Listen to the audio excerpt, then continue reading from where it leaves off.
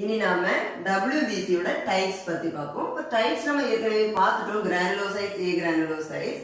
இப்போ அந்த டைப்ஸ்ல இந்த நியூட்ரோஃபில்ஸ், இஸ்னோஃபில்ஸ், பேசோஃபில்ஸ் எல்லாம் கிரானுலோசைட்ஸ், லிம்போசைட்ஸும் மோனோசைட்ஸும் ஏ கிரானுலோசைட்ஸ். இப்போ ஃபர்ஸ்ட் நாம நியூட்ரோஃபில்ஸை பத்தி பார்ப்போம். இந்த நியூட்ரோஃபில்ஸ்ல இருக்கக்கூடிய நியூக்ளியஸ், அப்போ நம்மளுடைய நியூட்ரோஃபில் இப்படி இருக்குன்னா, நம்மளுடைய நியூட்ரோஃபில்னா அதுல இருக்கக்கூடிய நியூக்ளியஸ் இருக்கு 2 to 7 lobes இருக்கும். அப்போ lobes வந்து கொஞ்சம் நிறைய இருக்கும். 2 to 3 lobes. இது வந்து 3 lobes. 1 2 3. அப்போ 4னா இது ஒரு 4 lobes. இப்படி 2 to 7 lobes இந்த நியூக்ளியஸ்ல இருக்கும். நியூட்ரோஃபிலோட நியூக்ளியஸ்ல 2 to 7 lobes இருக்கும். அப்புறம் நம்மளோட மொத்த WBCல இந்த நியூட்ரோஃபில் 60 to 65% இருக்கும். மொத்த WBCல இந்த நியூட்ரோஃபில்ஸோட அளவு 60 to 65% இருக்கும். அப்புறம் இதனுடைய ஃபங்க்ஷன், நியூட்ரோஃபிலோட ஃபங்க்ஷனை பார்த்தீங்கன்னா, இட் இன்க்ரீசஸ் டியூரிங் இன்ஃபெக்ஷன். நமக்கு இப்போ உடம்புல ஒரு இன்ஃபெக்ஷன் ஆகுதுன்னா அந்த நேரத்தில் நியூட்ரோஃபிலோட அளவு ரொம்ப இன்க்ரீஸ் ஆகும். இப்போ ஒரு ஆன்டி இன்ஃப்ளமேஷன். இன்ஃப்ளமேஷன்னா நம்மளோட உடம்புல ஏதாவது ஒரு இன்ஃபெக்ஷன் ஆகும்போது அந்த இடத்துல ஒரு ஸ்வெல் இருக்கும், ஸ்வெல்லிங், அந்த இடம் கொஞ்சம் ரெட்னஸாக இருக்கும், அந்த இடத்துல கொஞ்சம் இச்சிங் இருக்கும், இரிட்டேஷன் இருக்கும். இதெல்லாம் தான் இன்ஃப்ளமேஷன். அப்போ அந்த மாதிரிப்பட்ட டைம்ல இந்த நியூட்ரோஃபில்ஸ் அதனுடைய லெவல் இன்க்ரீஸ் ஆகி நம்ம உடம்ப சேஃபா பார்த்துக்கும். இதுதான் நியூட்ரோஃபிலோட ஃபங்க்ஷன். நெக்ஸ்ட் இஸ்னோஃபில். அப்போ இப்போ இஸ்னோஃபில் வந்து இந்த மாதிரி இருக்கும். இது இஸ்னோஃபில்னா இதுல இருக்கக்கூடிய நியூக்ளியஸ்ல எத்தனை லோப்ஸ் இருக்கு? 2 லோப்ஸ் இருக்கும். இப்போ 2 லோப்ஸ், அதாவது பைலோப், 2 லோப்ஸ். இது ஒரு லோப், இது ஒரு லோப், 2 லோப் இருக்கும். அப்போ மொத்தமா நம்மளோட WBCல இஸ்னோஃபிலோட அளவு 2 to 3% இஸ்னோஃபில் இருக்கும். அப்புறம் இந்த இஸ்னோஃபிலோட ஃபங்க்ஷன் வந்து இட் இன்க்ரீசஸ் டியூரிங் அலர்ஜி. நம்ம உடம்புல ஏதாவது ஒரு அலர்ஜி இருக்கும்போது இது வந்து இன்க்ரீஸ் ஆகும். அப்புறம் பேராசைட்டிக் இன்ஃபெக்ஷன். பேராசைட்டிக் இன்ஃபெக்ஷன்னா ஒட்டுண்ணிகள், இந்த ஏதாவது ஒரு பேராசைட்டால நமக்கு ஒரு இன்ஃபெக்ஷன் ஆகும்போது இந்த இஸ்னோஃபிலோட அளவு இன்க்ரீஸ் ஆகும். அப்போ நமக்கு ஒரு இன்ஃபெக்ஷன் ஆகி நமக்கு அலர்ஜி ஆகும்போது என்ன ஆகுது, அந்த பேராசைட் நம்மளோட உடம்புல ஏதோ கொஞ்சம் டாக்ஸின்ஸை உள்ள விடுது. டாக்ஸின்ஸ்னா என்ன? அதனுடைய விஷம் கொஞ்சத்தை நம்ம உடம்புக்குள்ளாடி விடுது. அப்படி விடும்போது நமக்கு உடம்புல என்ன ஆகுது, அலர்ஜி ஃபார்ம் ஆகுது. அந்த அலர்ஜி ஃபார்ம் ஆகும்போது இந்த இஸ்னோஃபிலோட அளவு இன்க்ரீஸ் ஆகி அந்த டாக்ஸின்ஸ் எல்லாது டீடாக்சிஃபை பண்ணிடும், டாக்ஸின்ஸ் எல்லாது முறியடிச்சிடும். அதுதான் இந்த இஸ்னோஃபிலோட ஃபங்க்ஷன். அப்புறம் நெக்ஸ்ட் வந்து பேசோஃபில். பேசோஃபிலோட நம்மளோட பேசோஃபில் எப்படி இருக்குன்னா, இந்த பேசோஃபில்ஸுக்கு 2 இல்லைன்னா 3 லோப்ஸ் இருக்கும். 2 லோப்ஸ் இருக்கும். பைலோபும் இருக்கலாம், ட்ரைலோபும் இருக்கலாம். இப்போ இதனுடைய லோப்ஸ் இதே மாதிரி தான் பைலோபா இருக்கும். அப்புறம் இதனுடைய அளவு நம்ம மொத்த WBCல இதனுடைய கான்சன்ட்ரேஷன் 0.5 to 1% தான் இதனுடைய அளவு. அப்புறம் இதனுடைய ஃபங்க்ஷன் பாருங்க, இன்ஃப்ளமேஷன், ரிலீஸ் கெமிக்கல். அப்போ நம்ம உடம்புல ஏதாவது ஒரு இன்ஃப்ளமேஷன் ஆகும்போது, பாக்டீரியா, வைரஸ் ஏதாவது ஒரு இன்ஃப்ளமேஷன் ஆகும்போது, அது ஏதாவது ஒரு இதனால இன்ஃப்ளமேஷன் நம்ம பார்த்தோம் ஏற்கனவே என்னதுன்னு, அந்த இடம் ஒரு இடம் ஸ்வெல் ஆகும், நமக்கு ஸ்வெல் ஆகி அந்த இடத்துல ரெட்னஸ் எல்லாம் இருக்கும். அந்த நேரத்தில் என்ன ஆகும்னா நம்மளுடைய பேசோஃபில்ஸ் கெமிக்கல்ஸை ரிலீஸ் பண்ணும். அது என்ன கெமிக்கல்ஸ்ன்னு பார்த்தோம்னா ஹெப்பாரின், ஹிஸ்டமின், இந்த மாதிரி கெமிக்கல்ஸ். ஹெப்பாரின், ஹிஸ்டமின் இந்த மாதிரி கெமிக்கல்ஸை இந்த பேசோஃபில்ஸ் ரிலீஸ் பண்ணி நம்மளோட உடம்ப பார்த்துக்கும் இது இன்ஃப்ளமேஷன்ல இருந்து. அப்போ நம்ம கிரானுலோசைட்ஸை பத்தி பார்த்துட்டோம். நியூட்ரோஃபில்ஸ், இஸ்னோஃபில்ஸ், பேசோஃபில்ஸை பார்த்தாச்சு. இனி ஏ கிரானுலோசைட்ஸோட டைப்ஸ், அதாவது லிம்போசைட்ஸும் மோனோசைட்ஸும் பார்க்கலாம். அப்போ இதெல்லாமே கிரானுலோசைட்ஸ். அப்போ நமக்கு இந்த செல்ஸுக்குள்ளாடி கிரானியூல்ஸ் இருக்கும். இதெல்லாம் கிரானியூல்ஸ். இந்த கிரானியூல்ஸ்னா என்ன?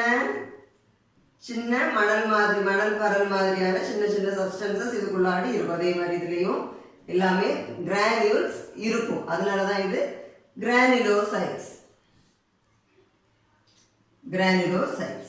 அப்புறம் நெக்ஸ்ட் இருக்கிறது என்ன? ஏ கிரானுலோசைட்ஸ், லிம்போசைட்ஸ். இந்த லிம்போசைட்ஸுக்கு அதனுடைய நியூக்ளியஸ் வந்து ரவுண்டா இருக்கும். இது நம்மளுடைய லிம்போசைட்ஸ் என்னன்னா, இதுல இருக்கக்கூடிய நியூக்ளியஸ் எப்படி இருக்கும்? ரவுண்டா, ஆல்மோஸ்ட் ரவுண்ட் மாதிரி ஷேப்ல எப்படி இருக்கும், பெரிய நியூக்ளியஸா இருக்கும். அப்புறம் இது வந்து நம்மளுடைய மொத்த WBCல 20 to 25% இந்த லிம்போசைட்ஸ் இருக்கும். அப்புறம் இதனுடைய ஃபங்க்ஷன், இது வந்து நமக்கு ஏதாவது பாக்டீரியல் ஒரு வைரஸ் இன்ஃபெக்ஷன் இருக்கும்போது ஆன்டிபாடிஸை ப்ரொடியூஸ் பண்ணும். அந்த பாக்டீரியாவை, வைரஸை கொல்றதுக்கான ஆன்டிபாடிஸை நம்ம உடம்புல இந்த லிம்போசைட்ஸ் ப்ரொடியூஸ் பண்ணி நம்மளை பார்த்துக்கும். அப்புறம் இந்த மோனோசைட்ஸ் எப்படி இருக்கும்? Kidney shape. மோனோசைட்ஸோட நியூக்ளியஸ் கிட்னி ஷேப் இருக்கும். கிட்னி ஷேப்னா இந்த மாதிரி ஒரு ஷேப்.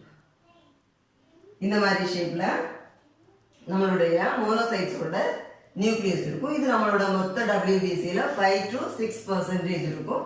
இது வந்து என்கல்ஃப் பாக்டீரியா. நம்ம உடம்புல பாக்டீரியா ஏதாவது என்டர் ஆகும்போது அதெல்லாம் இந்த மோனோசைட்ஸ் உள்ளாடி என்கல்ஃப் பண்ணிட்டு உள்ள எடுத்துக்கும்.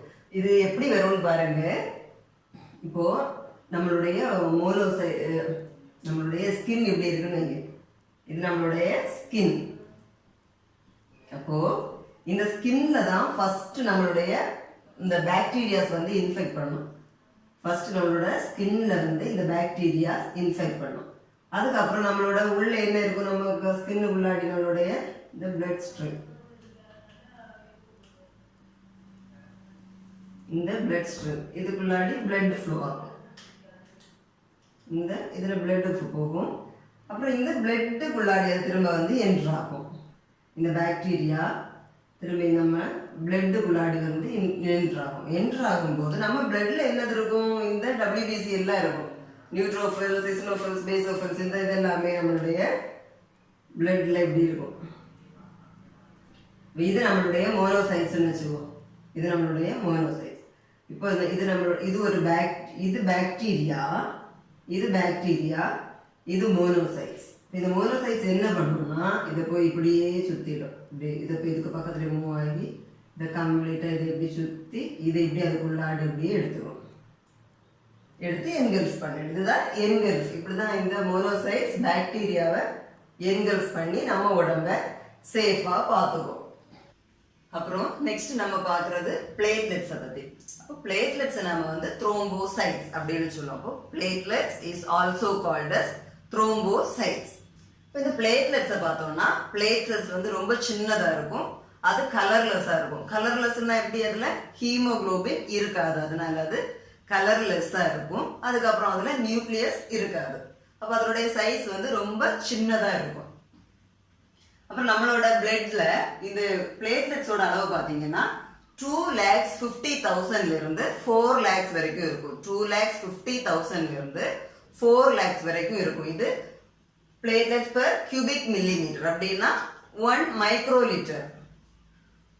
1 microliter of bloodல நம்ம பார்த்தோம்னா 1 microliter of bloodல இந்த அளவு பிளேட்லெட்ஸ் நமக்கு வந்து இருக்கும். அப்புறம் இதனுடைய லைஃப் ஸ்பேன், பிளட்ல இதனுடைய லைஃப் ஸ்பேன் எவ்வளவு நாள் அது இருக்கும்னா 8ல இருந்து 10 days நம்மளோட பிளட்ல இந்த பிளேட்லெட்ஸ் இருக்கும். அப்புறம் இதனுடைய ரோல் வந்து கிளாட்டிங் ஆஃப் பிளட்னா பிளட்டை உறைய வைக்கிறது. இப்போ நமக்கு ஒரு அடிபட்டதுன்னா நமக்கு அது ப்ளீட் ஆகும். அப்போ அந்த பிளட் ப்ளீட் ஆகிட்டே இருக்கக்கூடாது, அது வந்து கிளாட் ஆகணும். இப்போ இப்படி நம்மளோட ஹேண்ட், இந்த மாதிரி நம்மளோட ஹேண்ட் இப்படி இருக்குன்னா, இது ஹேண்டுன்னா நமக்கு வந்து இதுல வந்து நமக்கு ஒரு அடிபட்டுருச்சு. அடிபடும் போது என்ன ஆகும்? இதுல நமக்கு வந்து ப்ளீட் ஆகிட்டு இருக்கும். இந்த ப்ளீடிங் வந்து நமக்கு ஸ்டாப் ஆகணும். எப்பவுமே ப்ளீட் ஆகிட்டு இருக்கக்கூடாது. அப்போ அந்த ப்ளீடிங் ஸ்டாப் ஆகணும்னா என்ன ஆகுது? பிளட் வந்து இதுல கிளாட் ஆகணும், உறையணும். பிளட் இதுல உறைஞ்சதுன்னா அந்த ப்ளீடிங் வந்து அப்படியே ஸ்டாப் ஆகிடும். அப்போ இந்த ப்ளீடிங் ஸ்டாப் ஆகுறது, கிளாட் ஆகுறது, இந்த கிளாட்டிங்கு ஹெல்ப் பண்றது, பிளட் உறையிறதுக்கு ஹெல்ப் பண்றது இந்த பிளேட்லெட்ஸ். அதுதான் இதனுடைய ரோல், கிளாட்டிங் ஆஃப் பிளட். அப்புறம் இப்போ நம்மளோட பிளேட்லெட்ஸோட அளவு ரொம்ப கம்மியா இருந்துச்சுன்னா, டிகிரீஸ் ஆஃப் பிளேட்லெட்ஸ், அந்த கேசஸை நம்ம வந்து த்ரோம்போசைட்டோபெனியா அப்படின்னு சொல்லுவோம். த்ரோம்போசைட்டோபெனியா. இது வந்து பிளேட்லெட்ஸோட அளவு ரொம்ப கம்மியா இருந்துச்சுன்னா, இப்போ பிளேட்லெட்ஸோட அளவு ரொம்ப கம்மியா இருந்துச்சுன்னா, இப்போ நமக்கு ஏதாவது ஒரு அடிபட்டு ப்ளீட் ஆகிருக்குன்னா, பிளட் போயிட்டே இருக்கும்போது அந்த இது வந்து கிளாட் ஆகாது, பிளட் அதுல உறையாம அப்படி போயிட்டே இருக்கும். அப்ப நமக்கு வந்து நிறைய பிளட் லாஸ் ஆகி அது நமக்கு வந்து ரொம்ப ஒரு டேஞ்சரஸான சிச்சுவேஷனுக்கு போயிடும். அந்த இது இல்லாம நம்மளோட பிளட்டை கிளாட் பண்றது தான் இந்த பிளேட்லெட்ஸோட ரோல். அப்ப இப்போ நம்ம வந்து பிளட்டோட இதை பத்தி, ஸ்ட்ரக்சர், அதோட இதெல்லாம் பத்தி பார்த்தோம், ரோல் பார்த்தோம், அதனுடைய டைப்ஸ், RBC, WBC, பிளேட்லெட்ஸ், இதெல்லாம் பத்தி பார்த்தாச்சு. அப்போ பிளட், இதுதான் பிளட்.